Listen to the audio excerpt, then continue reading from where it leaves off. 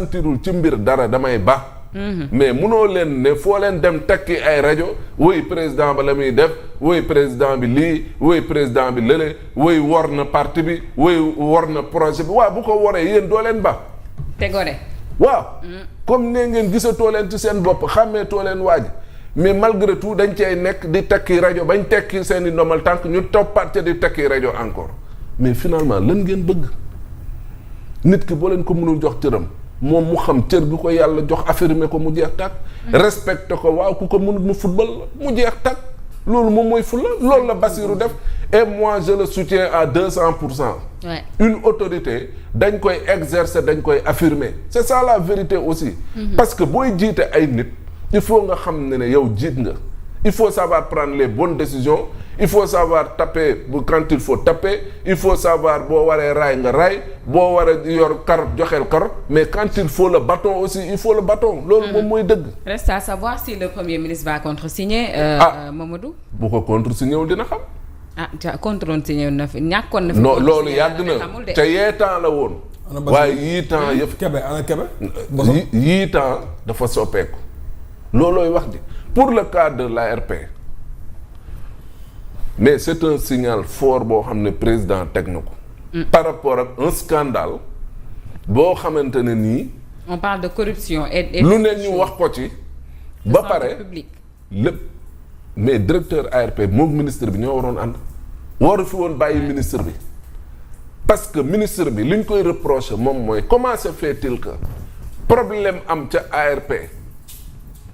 saa waay ñaari communiqué génn directeur bi ne nañu retirer mbirum Softcare wëlbatiku def cellule de communication ba génne ne produit ya baax na c'est quoi ça yow ministre bi nga ñëw encore def conférence de presse bu pathétique boo xam ne personne ne comprend lan nga bëgg a wax et mieux dans les éléments yi nga xam ne moom ngay jox nit ñi jël ci sax ba li nga xam ne Softcare moom moo ko jëlee bitim réew jox la nga ñëw tegal ñu ko noonu jox ñu ko noona amul contre expertise amul recherche amul dara lan moo ñu wóor ne lañ la jox moom mooy li nga xam ne moom la ñuy utiliser.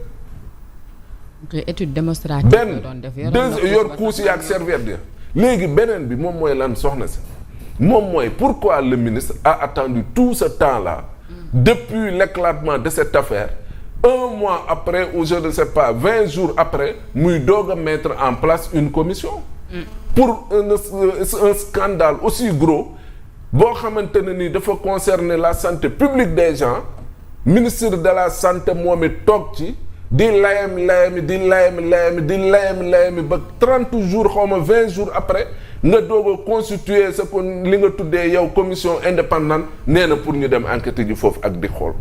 entre temps lan moo ñu wax ne ñun waa Softcare produit périmé yooyu docteur Diallo doon wax nekkul woon en circulation jaay ñu ko. rien ne nous le prouve. beneen bi le ministre wax ne gaaña dañoo yoroon stock boo xam ne dafa périmé moom moo tax mais kay loolu kay moo ñu gën a ñun indi lambeer suñu xel yi ne ñii la Diallo di wax kon dëgg la parce que quand le ministre toi tu confirmes que Softcare effectivement il y avait des produits périmés yu fa nekkoon mais dañ doon xaar le temps que fournisseur bi remboursé leen ak nangam ak nangam mais ban garantie la ñuy ministre bi di jox nañu kat bëppi boobu ba léegi production bi moom mooy ay produits yi nga xam te ni c'est consommable. kon donc le président il a bien fait dindi fii ki nga xam ne moom mooy directeur ARP ministre ba la ca waroon boole. parce que li ci xew ci mbirum Softcare dafa nekk mbir moo xam ne dafa jéggi dayoo dafa doy waar li ci waroon a am tegu ci entre autres sanctions mooy le retrait des rayons le retrait ci boutique yeeg feneen ak feneen ak ci officines yi lépp luy produit Softcare dañ ko fa war a teg le temps que ñu tirer cette affaire au clair parce que il y a trop de zones d'ombre et ba léegi nii même les syndicalistes ba léegi ña ngi ca topp di ngawtee mbir mi. on ne sait pas ñun suñuy doom lu ñuy utiliser ban produit la est-ce que ci produit périmé la wala bokk wala bokkuñu. ñoom commencé waat nañ def publicité sax bay wax ni. waaw les produits mën nañ ko dugalaat mais parce que ministre bi moo toog ne Softcare. pour rassurer les populations certainement. mais ministre ba la mu wax ñun doyuñu. la mu wax doyuñu Diallo la mu wax boo ko comparé ak le ministre bi wax ministre bi ak Diallo sorewuñu. mais sorewuñu lan la mujjee ak ñun amul dara loo xam ne périmé na ci li ci périmé dañ ko fa garder woon ñi ngi ko doon waa di yóbbu depuis 2025 utiliser tuñ ko couche yi daa am différence 5 centimètres bii 90 centimètres la bële 90 millimètres xaw ma on ne oui beaucoup d'incohérences. On ne comprend pas. Kon donc vivement ces actes que pose le président, il doit affirmer son autorité, il doit plus être dans ay di gérer ay caprice ay benn nit ak ay ñaari nit wala di nekk ci wéy naa gérer ay état d'âme. Mais nag Mamadou li mu wax tout de même le DG de l'ARP Bafi le ministre de la santé aussi c'est un peu paradoxal. Ma ne xam nga le président moo gën a informé ñëpp. Pourquoi ministre bi wax mu dàq directeur bi loolu am teg wax la. remaniement. dama ne pourquoi ministre bi wax dëggal la. direction chargé de communication ba bind. mu xëy dàq directeur ba. président information yëpp la yor. Il est plus informé même que le ministre de la santé. Ouais, c'est l'homme le plus renseigné du Sénégal. Justement. Donc mi ngi noonu donc jàpp naa ne am na ay questions yoo xamante ne nii justement ça revient sur le profil des gens am na ci yoo xamante ne nii kenn du ko foowee kenn du ko sàgganee.